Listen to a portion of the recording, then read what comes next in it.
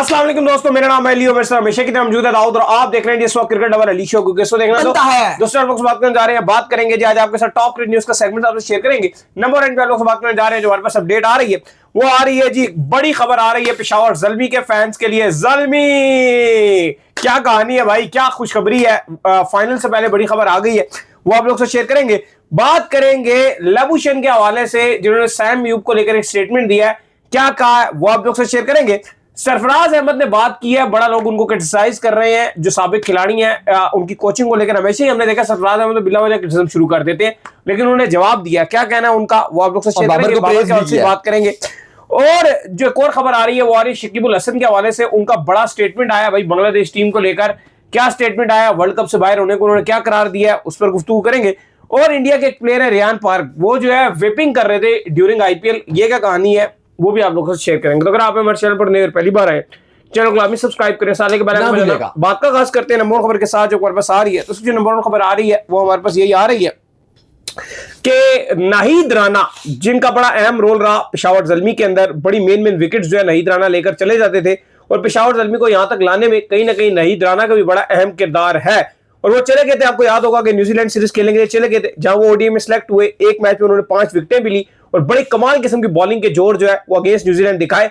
लेकिन अब उनकी टी20 सीरीज हो रही है और पहले 2 मैचों में उनको रेस्ट दे दिया गया, जिसके चलते जो हमारे यहाँ के पेशावर ज़ल्मी के जो ऑनर है जावेद अफरीदी, उनकी चालाकी जागी और उन्होंने क्या किया। उन्होंने, आपको याद है कि इस वक्त जो बीसीबी के चेयरमैन है वो है तमीम इकबाल, तो तमीम इकबाल साहब को उन्होंने दोबारा ही मारी टल्ली और उन्होंने कहा कि यार नाहिद राना हमें जस्ट एक मैच के लिए दे दो, मतलब हमें जो है वो इसके लिए पीएसएल फाइनल के लिए मेरे नाहिद राना चाहिए। जिस पर उन्होंने कहा ले जे भाईजान, कोई मसला ही नहीं है। तो इसके ऊपर उन्होंने जो बांग्लादेश क्रिकेट बोर्ड ने स्पेसिफिकली फाइनल के लिए एनओसी जारी किया नाहिद राना को, और अब नाहिद राना फाइनल खेलने आ रहे हैं। कितनी बड़ी खबर है, बहुत बड़ी खबर है और बूस्ट है ये पेशावर ज़ल्मी के लिए, बाबर आजम के लिए।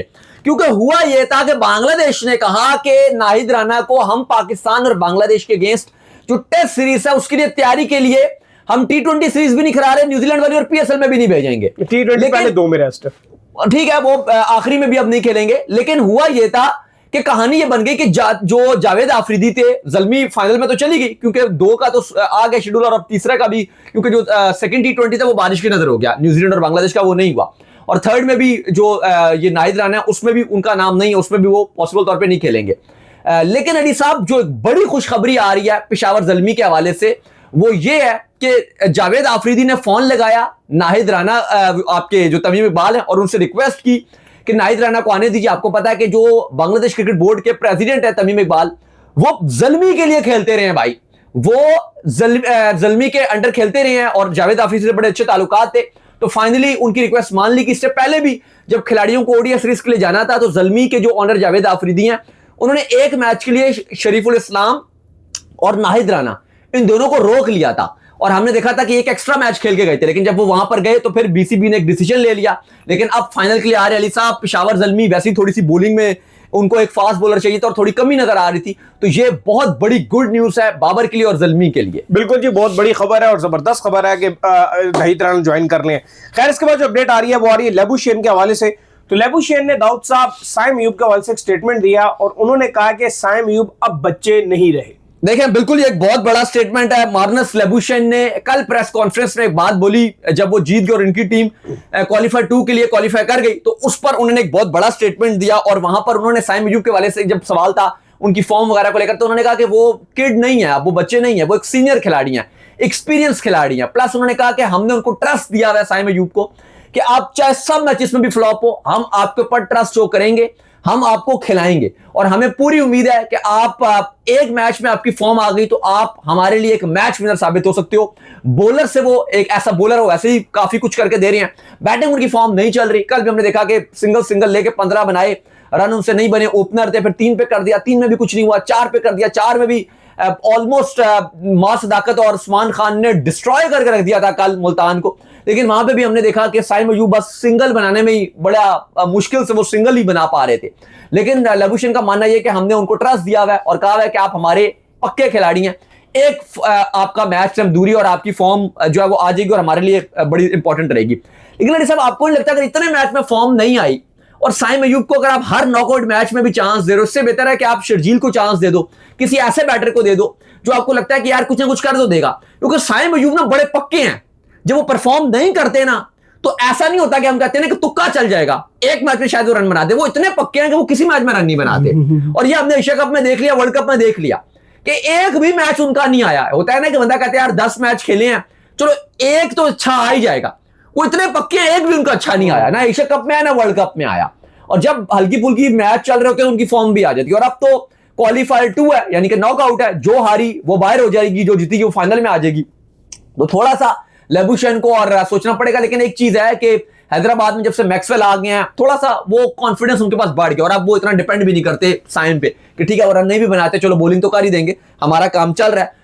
तो ये सिनेरियो है। खैर जी, इसके बाद जो हमारे पास अपडेट आ रही है वो आ रही है सरफराज अहमद के हवाले से। और अपडेट जो है वो ये आ रही है कि सरफराज अहमद, आपको पता है कि आप पाकिस्तान टीम के जो टेस्ट के कोच है वो मुकर्रर हो गए, जिसके बाद आप देख रहे हैं कि उनके ऊपर अननेसेसरी जो क्रिटिसिज्म है वो देखने को मिल रहा है, स्पेशली जो साबिक खिलाड़ी हैं वो कर रहे हैं, जिसके ऊपर उन्होंने खुलकर बात की है। और उन्होंने कहा कि जो मेरे एक्स कुलीग हैं, जो भी साबिक खिलाड़ी हैं, ये उनका अपना ओपिनियन है, मैं हर चीज को जो है बड़ा पॉजिटिव वे में लेता हूं और इसको भी मैंने जो है बड़ा पॉजिटिव वे में लिया है। और बाबर आजम की उन्होंने बड़ी तारीफ की है कि जिस तरीके से बाबर आजम जो है वो फॉर्म में आए हुए, उनसे T20 के हवाले से पूछा गया कि क्या बाबर आजम आपको T20 टीम में जो मजीद आते हुए दिख रहे हैं, तो उसमें उन्होंने कहा अभी हम इनको देखेंगे टेस्ट मैच के अंदर स्पेसिफिकली जो है कि वो क्या करते हैं। और ये पाकिस्तान, हाँ बिल्कुल, पाकिस्तान के लिए बड़ा बेनिफिशियल रहेगा टेस्ट मैच में कि बाबर आजम जो है जिस तरीके से फॉर्म में आ गए।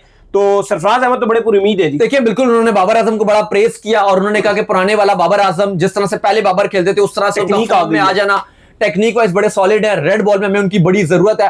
प्लस उन्होंने कहा कि उन पर बड़ा क्रिटिसाइज भी हो रहा था कि रेड बॉल की कोचिंग उनको दे दी गई है। तो उन्होंने कहा कि ठीक है, क्रिटिसाइज तो फॉर्मर क्रिकेटर करते रहे हैं, लेकिन मेरा फोकस है कि रिमेन पॉजिटिव रहें, पहली मेरी असाइनमेंट है और मैं इसके लिए बहुत एक्साइटेड हूं। न्यू रोल है, मेरे साथ उमर गुल भी हैं, बैटिंग कोच असद शफीक भी है, लूडन भी हैं और बाकी भी जो हमारा स्टाफ है। हमारी पूरी कोशिश रहेगी कि हम पाकिस्तान की जीत में अहम किरदार अदा कर सकें। जो हमारे स्क्वाड है शान मसूद की कप्तानी में अच्छा करे और हम पॉजिटिव रहें। तो जो भी क्रिटिसिज्म हो रहा है वो होता रहे, मुझ पर होता रहे या बाकी जिस पर भी होता रहे, हमें उससे फर्क नहीं पड़ता। हम रिमेन पॉजिटिव रहेंगे और अच्छा परफॉर्म करने की कोशिश करेंगे। कैंप लगा हुआ है पाकिस्तान का, जो रेड बॉल के जो खिलाड़ी आपके ऑलरेडी PSL से बाहर हो गए हैं वो ऑलरेडी उसमें ज्वाइन कर रहे हैं। और फिर 8 मई से पाकिस्तान और बांग्लादेश का पहला टेस्ट मैच भी खेला जाएगा। अच्छा, शकीबुल हसन जो है ना क्रिकेट के इवेंट में शरीक थे, जहां पर उनसे जो ये सवाल पूछा गया बांग्लादेश के हवाले से कि बांग्लादेश जो वर्ल्ड कप में शामिल नहीं हुआ तो इसको आप कैसे देखते हैं, जिसके ऊपर उन्होंने कहा कि बांग्लादेश का वर्ल्ड कप में शामिल ना होना एक ब्लंडर था। हम जो है क्रिकेट लविंग नेशन है और बांग्लादेश को ये चाहिए था कि वो वर्ल्ड कप खेले ताकि जो उसके फैंस हैं उस वर्ल्ड कप को एंजॉय कर सकें। साथ में उन्होंने कहा कि भाई इंडिया के साथ हमारी जो बायलैटरल सीरीज है पॉसिबल है कि शायद वो सितंबर में हो जाए, सितंबर या अगस्त में। तो वो चाहते हैं कि इंडिया और इनके दरमियान जो रिलेशन है बांग्लादेश के ये मजीद स्ट्रांग हो और उनका मानना है कि अगर दोनों ममालिक आपस में ये सीरीज खेलेंगे तो रिलेशन जो है मजीद मजबूत होंगे। बाकी उन्होंने तमीम इकबाल को जो है मुबारकबाद जरूर दी कि वो जो है चेयरमैन बन गए और अभी वो ये होपफुल है जी। जो आपके शकीबुल हसन है उनको लगता है कि 39 साल की एज में वो ढाका में अपना आखिरी मैच जो है वो खेल कर रिटायर्ड होंगे, फेयरवेल वाला मैच चाहिए उन्हें। लेकिन बिल्कुल वो इस ख्वाहिश को रखते हैं कि चाहे उनको एक मैच कोई भी खिला दिया जाए और वो अपना फेयरवेल जो है वो बांग्लादेश ढाका में हासिल करें, अपना आखिरी मैच। दायरा कैरियर उनका बहुत बड़ा रहा, लेकिन पॉलिटिकली मामला बहुत खराब हो गए थे। लेकिन उन्होंने कहा कि वर्ल्ड कप में ना खेलना बांग्लादेश के लिए एक बहुत बड़ा लॉस रहा है और उन्होंने इसको गवर्नमेंट का एक ब्लंडर कहा। देखिए, अब अगर वो गवर्नमेंट के अगेंस्ट बात करते रहेंगे, क्योंकि वो दूसरी गवर्नमेंट के जो शेख हसीना थी उनकी पार्टी के बंदे थे, वजीर भी रहे हैं उनकी पार्टी में, मिनिस्टर रहे हैं, तो फिर आप जब पॉलिटिकली स्टेटमेंट देते रहते हो तो फिर आपके लिए चीजें उतनी अच्छी नहीं होती हैं। तो फिलहाल उन्होंने तो कहा हम भी मानते हैं कि डिसीजन गलत था, लेकिन अगर वो अपना कम बैक चाहते हैं और आखिरी मैच खेलना चाहते हैं तो थोड़ा सा उनको नाप तोल कर बोलना पड़ेगा। लेकिन अली साहब, ये बड़ी खबर है कि उन्होंने जो इंडिया के साथ ताल्लुकात हैं उसके ऊपर एम्फसाइज किया है कि आपको इंडिया के साथ ताल्लुकात बेहतर करने चाहिए और अपनी गवर्नमेंट को भी कहा है कि आप मजीद बेहतरी की तरफ ला सकते हैं। और वो पूरी उम्मीद है कि तमीम इकबाल जब आए हैं तो वैसे ही वो बांग्लादेश के लिए भी उनका बहुत काम है। बांग्लादेश क्रिकेट की जो क्रिकेटर्स की जो एसोसिएशन थी उसके भी हेड रह चुके हैं तमीम इकबाल, तो वो पूरी उम्मीद है कि ये BCB को काफी आगे लेकर जाएंगे। बिल्कुल जी। इसके बाद जो हमारे पास अपडेट आ रही है जी वो आ रही है रियान पार्क के हवाले से। तो रियान पार्क जो है हुआ ये कि IPL के अंदर वो IPL का मैच खेल रहे थे और डग आउट में जो अपने बैठे हुए थे ड्रेसिंग रूम के अंदर जो है वहां पर वो नजर ये आया कि वेपिंग करते हुए उनकी जो है एक पिक्चर जो है बड़ी तेजी से वायरल हो गई। जाहिर बात है कैमरामैन है, एकदम से जो है वो कैमरा मार देते हैं। याद होगा कि आपको लास्ट टाइम इमाद वसीम भी जो है वो ड्रेसिंग रूम के अंदर जो है बैठ कर जो है वो सूटे लगा रहे थे, जिस PSL में इस्लामाबाद यूनाइटेड जीती भी थी। लोगों को उस टाइम बड़ा फन वे में भी लगा था कि चलो सूटे लगा रहे हैं, लेकिन इस्लामाबाद यूनाइटेड को जो है जिता गया। तो यही अब उनके ऊपर भी आया और अब कहा जा रहा है कि इनके ऊपर जो है वो एक्शन होगा जी। देखिए आईपीएल में बहुत ज्यादा ये कंट्रोवर्शियल सीन हो गया। परसों का मैच था जहां पर आपको बताया कि राजस्थान रॉयल्स का मैच पंजाब के साथ चल रहा था और ये रियान पारक राजस्थान रॉयल्स के कप्तान भी हैं और ये वेप पीते हुए नजर आए और धुआं भी निकल रहा था। काफी कुछ आप कह लो कि जो उनके फैंस वगैरह थे या बात को छुपाने की कोशिश की गई कि चॉकलेट है, लेकिन चॉकलेट से धुआं तो नहीं निकलता ना, क्योंकि ज़ाहिर एक साइड से वो नजर आ रहा था और साथ वो धुआं भी निकल रहा था। वेपिंग कर रहे थे। बिल्कुल, तो वो काफी ज्यादा हाइप पकड़ गया और काफी ज्यादा सोशल मीडिया में भी वो चीज वायरल चल रही है। देखते हैं कि जुर्माना लगेगा, क्योंकि काफी लोग बात करें कि जी आप कुछ भी कर सकते हो, तो ऐसा अलाउ नहीं होता। ड्रेसिंग रूम के कवानीन होते हैं, वहां पे आप स्मोकिंग या वेपिंग नहीं कर सकते। हाँ, जो प्लेयर स्मोकिंग करते हैं या जो वेपिंग वगैरह जो भी है ये करते हैं, तो एक साइड में एरिया होता है जो आप पीछे जाके कर सकते हो, क्योंकि ये सब कुछ रिकॉर्ड हो रहा होता है। ये फ्रंट पे आप बैठे हुए हो, एक खाली आपके सामने शीशा है और वहां बैठकर आप इस तरह का सिगरेट या कुछ भी नहीं पी सकते। यही आपको पता है इमाद वसीम ने भी किया था और बाद में उनको भी बड़ा आप कह लो कि क्रिटिसाइज किया गया था कि आप ऐसे नहीं पी सकते सिगरेट सामने बैठ के। अगर आपको ज्यादा ही बहुत कुछ हो भी रहा है कि आपने सिगरेट पीनी भी है, तो आप फिर पीछे वाले एरिया में जा सकते हो।